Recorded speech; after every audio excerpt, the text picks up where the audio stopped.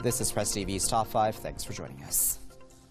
The leader of Iran's Islamic Revolution has strongly rejected any inspection of the country's military sites. Ayatollah Sayyid Ali Khamenei says the U.S. is making fresh demands in talks over Iran's nuclear program, including inspection of Iran's military facilities. Iran and the P5+1 are currently holding a fresh round of nuclear talks that both say have reached a sensitive stage. This report now takes a quick look at why Iran sees the inspection of its military sites as beyond the current norms and as an unacceptable demand and an instance of coercion.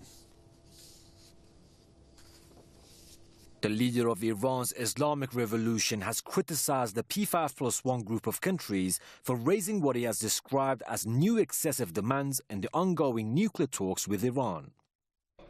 گفتیم که اجازه نمیدیم از هیچ یک از مراکز نظامی هیچ بازرسی از سوی بیگانگان صورت بگیرد. میگن بایستی ما بیاییم با دانشمندان شما مصاحبه کنیم، یعنی در واقع بازجویی کنیم. ما اجازه نمیدیم به حریم دانشمندان هسته‌ای ما و دانشمندانی در هر رشته حساس و مهم اندک اهانتی بشود. Ayatollah Khamenei says the enemy's bullying shows they don't know the Iranian nation well because the Iranians have proven they will never budge to coercion. Ayatollah Khamenei has also said that Iran will stand strongly against the plots of its enemies. این را بدانند که اگر شیطنتی صورت بگیرد واکنش جمهوری اسلامی بسیار سخت خواهد بود. الله اکبر.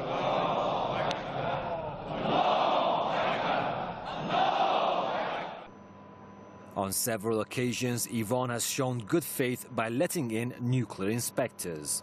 It has at the same time emphasized that it won't accept anything beyond the norms, what it says the inspections of military sites testify to.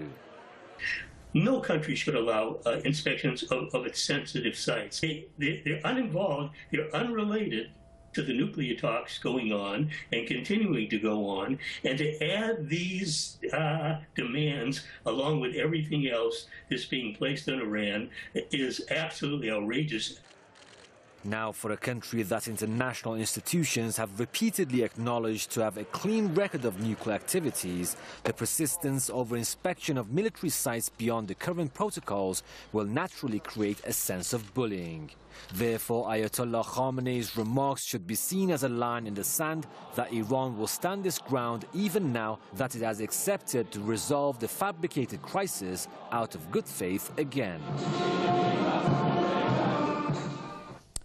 To discuss that further, we're now joined by Mr. Mark Glenn, who is with the Crescent and Cross Solidarity Movement, and he's joining us live now via Skype from Idaho. And Mr. Glenn, I'm having a hard time deciding which is more ridiculous, the demand to get access to military sites, or to speak to Iranian nuclear scientists, or students at least, who are becoming scientists. How do you feel about this? Well, obviously it is very ridiculous, but it was utterly predictable. Many of us who were watching this drama said years ago, upon the election of President Rouhani, and upon this warming of ties between Iran and the West and America, that this was just a trick. This was borrowing the old phrase that has often been used in the Middle East. This is the camel's nose under the tent, and once the camel gets his nose under the tent, his body is sure to follow. The United States and Israel are not worried about Iran developing nuclear weapons.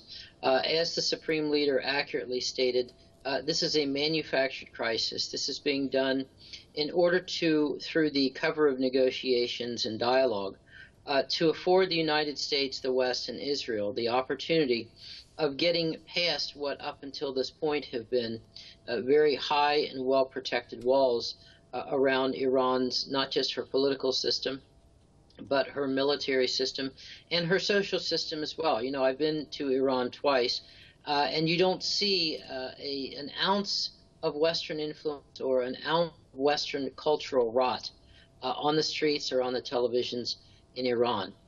So the way that I read this latest demand that Iran is to open up her military, I mean, let's just flip it around in the other direction. What if Iran were to make a similar demand of the United States, that you're going to open up your sensitive military facilities for us to inspect? you know, the usual players would be, you know, dirtying their diapers like 6-month-old babies if some demand like this were to be made. So I think that the proper way to look at this is that what the United States is trying to do is to set a precedent here where Iran will, through this entire process of negotiating and talking, will just surrender this, and then will surrender that, and then this and that and this and that. And then pretty soon, before you know it, the revolution of 1979 has effectively been dismantled, which really is the ultimate goal here. Very well. We'll leave it there at that. But as always, Mr. Glenn, we do appreciate you taking your time out to speak to us. That was Mark Glenn, who was speaking to us live from Idaho.